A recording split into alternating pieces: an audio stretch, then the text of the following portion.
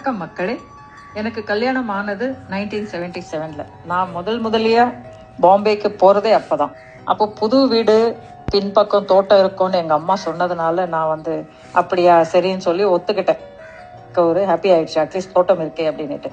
But மும்பைக்கு வந்ததும் எல்லாமே புதுசு. முதல்ல யார் பேசுகிறவங்க, ஹிந்தி பேசுகிறாங்க, மராட்டி பேசுகிறாங்க, அக்கம் பக்கத்தில் தமிழே இல்லை. வீட்டுக்குள்ளேயே இருந்தவங்க, வெளியாதே போகாதவங்க. ஸோ அதெல்லாம் எனக்கு ஒரு பெரிய டிஃப்ரெண்ட்டாக தெரிஞ்சுது. அப்புறம் எல்லாம் நல்லா பேசின்னு இருப்பாங்க. வீட்டில் எல்லாரும் ஒன்றா உட்காந்து சாப்பிடுவோம், பழகுவோம். நாங்கள் ஃபெஸ்டிவல் ஃபங்க்ஷன் வந்தால் அந்த சின்ன வீட்டில், பெரிய வீடு இல்லை, சின்ன வீட்லேயே எங்களுக்கு எல்லாரும் உட்காந்து சாப்பிட்டு போகிற அளவுக்கு அவ்வளோ ஹாப்பியாக இருப்போம் நாங்கள். அப்புறம் அவங்க டைம் பிரகாரம் சாப்பிட்றது, தூங்குறது, எழுந்துக்கிறதுன்றது ரொம்ப ஸ்ட்ரிக்டாக ஃபாலோ பண்ணுவாங்க. ஸ்டார்டிங்கில் எனக்கு கொஞ்சம் கஷ்டமாக இருந்துச்சு, சீக்கிரம் எழுந்துக்கிறது, குளிக்கிறதெல்லாம். அப்புறம் அதுவே பழக்கத்தில் வந்துடுச்சு. அந்த பழக்கம் இன்னமும் இருக்குது எங்களுக்கு. எங்கள் பக்கத்தில் பஞ்சாபி, சிந்தி, கிறிஸ்டியன் எல்லாமே இருப்பாங்க. அவங்க எல்லாருமே எங்கள் ஃபங்க்ஷனுக்கு வருவாங்க. வாழை இலை சாப்பாடுனா ரொம்ப பிடிக்கும் அவங்களுக்கு.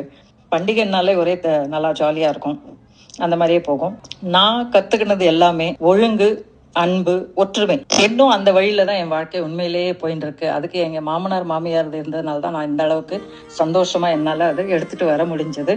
என் மன நிறைவு இந்த மாதிரி நான் பகிர்ந்து கொள்வது எனக்கு ரொம்ப மகிழ்ச்சியா இருக்கு. நீங்களும் உங்களோட நினைவுகளை என்னோட கமெண்ட்ஸ்ல பகிர்ந்து கொள்ளுங்க. வீடியோ பாருங்க, பிடிச்சதுன்னா லைக் பண்ணுங்க, சப்ஸ்கிரைப் பண்ணுங்க, ஃபாலோ பண்ணுங்க மக்களே. தேங்க்ஸ் மக்களே.